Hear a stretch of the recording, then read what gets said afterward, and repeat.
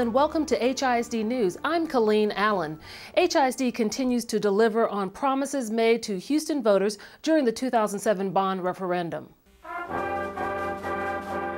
Grady Middle School students celebrated with music this week as they officially dedicated their new campus. Grady is one of 20 HISD schools that have received new campuses in the last 2 years, thanks to funds from the 2007 bond. Joining in the school's dedication ceremony were school board trustee Harvin Moore, along with parents and local community members. Despite the celebration, there is still more construction work that needs to be done at Grady. Funds to complete the school's expansion project are included in the 2012 Houston School Bond Referendum.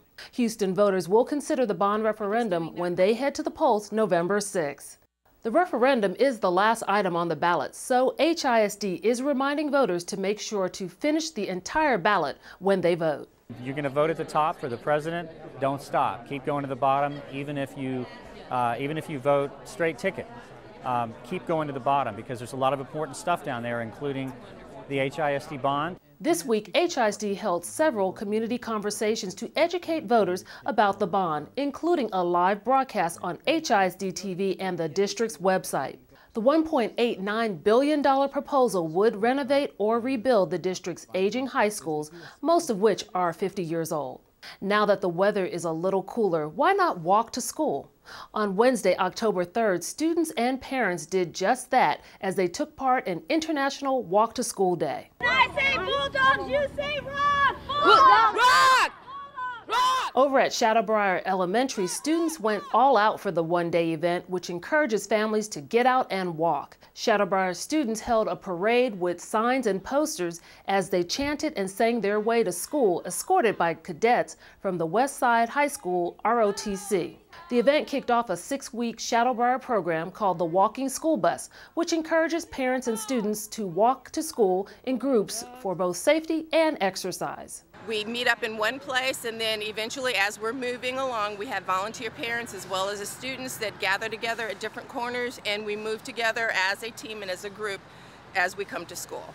Walk to School Day was founded in 1997, and since then, nearly 3,000 schools across the United States participate each year. It's never too early to start getting students excited and interested in college. Over at Durham Elementary, Principal Anika Myers has come up with a creative idea. It's called College Bound Fridays. Take a look. Today at Durham, we were fortunate to kick off our College Bound. So the last Friday of every month, we're going to be celebrating all of the different colleges that our students can be exposed to. Hi, my name is Emily Mingle. I am currently a student at the University of Houston main campus. If they can see the importance and if they can get excited about a university now, then maybe they'll take their education more seriously. Maybe it'll mean that much more to them to make that good grade, to push themselves, to really ask their teacher for extra help. I'm hoping to get a lot of information about today and what to look for college. We want them to see that there's also the fun side, and having these guys here today really shows them that it can be so much fun to just be living with your friends and going to school at the same time. I think a lot of them are going to attach to that as meaningful motivation to move forward and go into college. It's important to teach them from an early age that they need to set goals. One of the goals we want them to set is college and beyond. The sky's the limit. East Early College High School students and staff are celebrating that their school is a 2012 National Blue Ribbon campus. On September 28th, the campus was treated to a frosty treat by Bluebell Ice Cream. HISD School Board member Juliet Stepech and HISD Chief High School Officer Orlando Riddick helped to hand out the ice cream sandwiches. East Early is one of only 2 HISD campuses named as 2012 National Blue Ribbon schools by the Department of Education. The other, Project Chrysalis Middle School, will have their ice cream party later this month. Making sure all HISD students are reading at or above grade level is a top priority at HISD. To help celebrate the district's commitment to literacy, elementary students across the district, including these at Barrack, participated in Read for the Record Day. As part of the event, all HISD elementary schools were given a copy of the book Ladybug Girl and the Bug Squad for each of their pre-K and kindergarten classes. Each school was also asked to recruit guests to read the book aloud to students during class. Research does say a lot about being read to, and so we have to practice that, and parents should practice that. So we're providing that here for them every day, and making sure that they have all those skills that are ready for animation and presentation and good prosody in reading, so our kids can be better enriched in that area. This is the fourth year Barrack and other HISD elementary schools have participated in the nationwide event, which promotes literacy. The fall season is officially underway, and that means it's festival time. Over at HISD's brand new Mandarin Chinese Language Immersion School, students and parents celebrated the start of the season in a unique way. Let's take a look. This is the beginning of our school garden, and we're very excited to plant it. Today we are having our very first community festival. It's a mid-autumn festival, and to start it off we're doing some seed planting in our garden over here.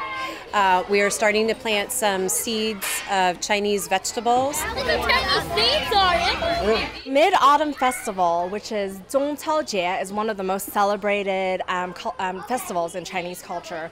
Not only is it the best time of the year to view the full moon, it is also harvest season for all different kinds of vegetables. Families from all over would gather and enjoy a grand meal together, followed by dessert, which is mooncake, yuebing, where they would sit under the moon and enjoy the moon and all the folklore and stories to go along with it. We want to make sure that in addition to the language instruction, they get cultural instruction too. So they're exposed to a broader range of cultures, most importantly the Chinese culture, which this school is all about. Time now for the HISD Fast Fact of the Week. The U.S. Department of Education has awarded HISD almost $8 million to attract, reward, and retain strong math and science teachers. HISD is among only 35 districts in the nation to receive the grant. The money will be used to purchase materials, conduct teacher trainings, and to offer teachers financial incentives. That's it for this edition of HISD News. Please be sure to connect with HISD by following us on Twitter, YouTube, and Facebook. Until next week, I'm Colleen Allen.